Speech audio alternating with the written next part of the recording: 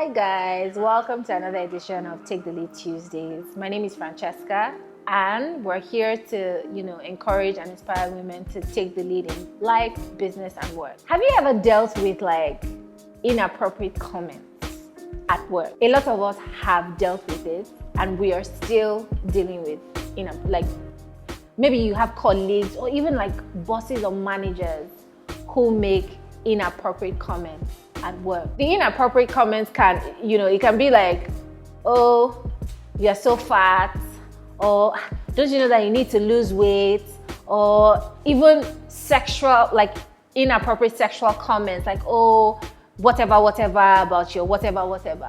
And how do you deal with that? And it doesn't only happen to a particular sex, it happens to men and women.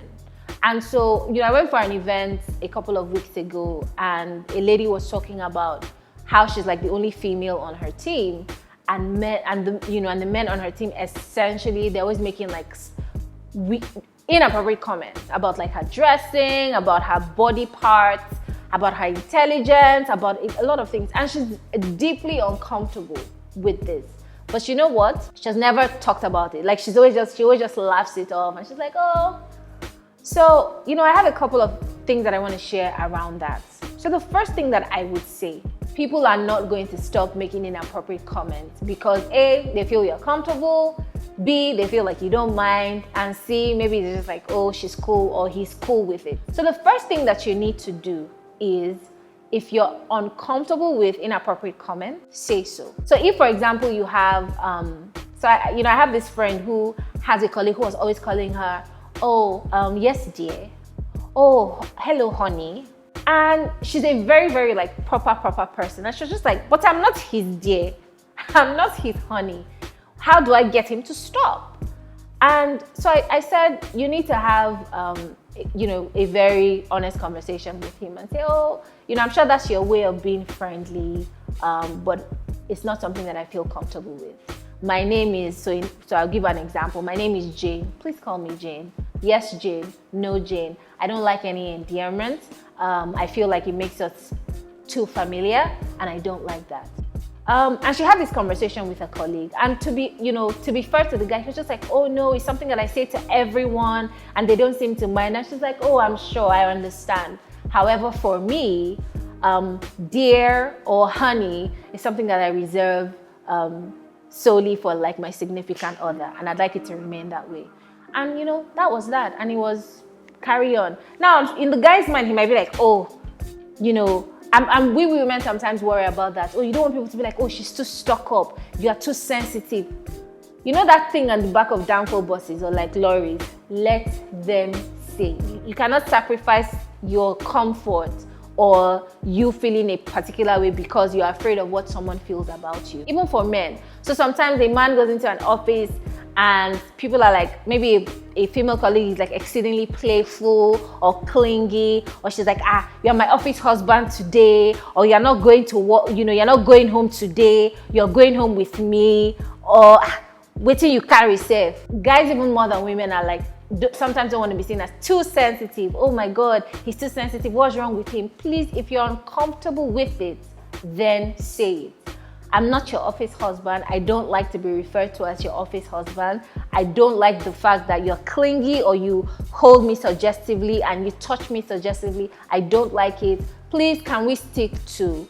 Now, you will definitely ruffle feathers. People will always push back, but you need to find the place where you're comfortable in. And if being comfortable at work is important to you, then you absolutely have to do that. Now, what happens if the person or the people who are making these inappropriate comments are your bosses or your managers? Then what? Guess what? Still have the conversations. Oh, sir, ma'am, or however you relate with them. I'd like us to chat about A, B, C, D. I'm not comfortable with it. And always try and some people might be oh, why do I have to put them at ease? If it's important to you, then you must learn how to be diplomatic about this. You can't go and say, please, Sal, stop it, just fall back. You now incorporate other things into what can potentially be a tense situation. So have, you know, just make it really, really, I don't want to say flat, but keep it business-like. Keep your tone as neutral as possible and say this, you know, that you know, how this way that you refer to me or call me or what, I'm not comfortable with it. I don't like it. Can you please stop? And once you're done with that conversation, always follow up with, you know, with an email. Thank you for listening.